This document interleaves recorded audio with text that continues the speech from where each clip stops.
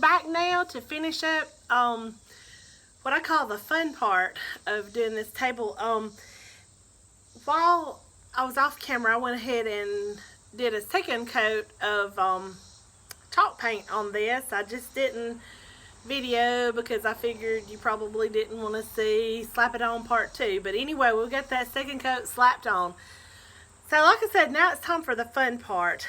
This is the time when we're going to scuff it up a little bit and just give it just that pretty weathered, worn look. And so once again, I have my handy dandy sander, and I'm just going to go around the edges and you can use your own judgment as to where you want it to look scuffed and worn. Some people just do the edges, some people really go wild with it. But the good thing about the chalk paint, it's very easy to make the scuffs because it's not very thick, and that sander's just going to do the trick. So again, sorry about the noise.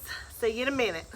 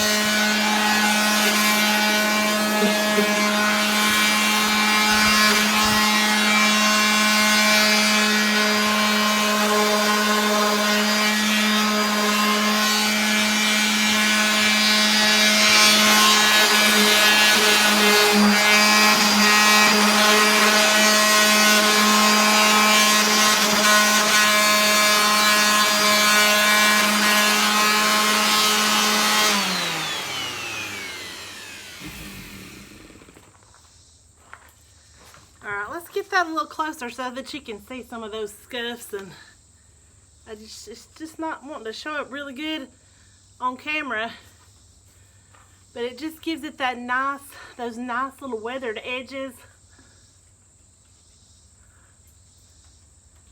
And that is literally all that you have to do, unless you want to some people give the finished piece a coat of wax.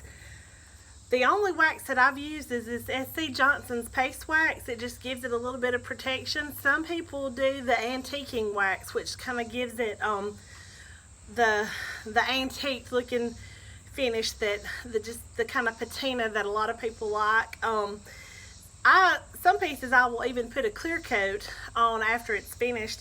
If it's going to be something that's seeing a lot of use, or if I'm going to be riding on top of the table, definitely you're going to want to use a clear coat.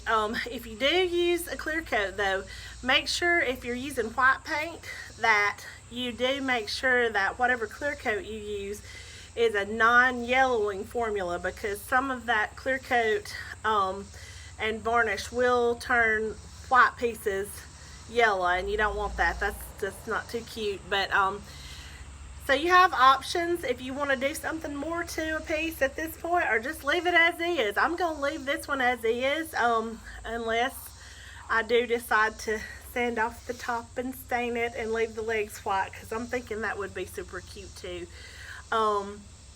But that's about it. That's it. You can see that you can do a piece like this in just a very short amount of time.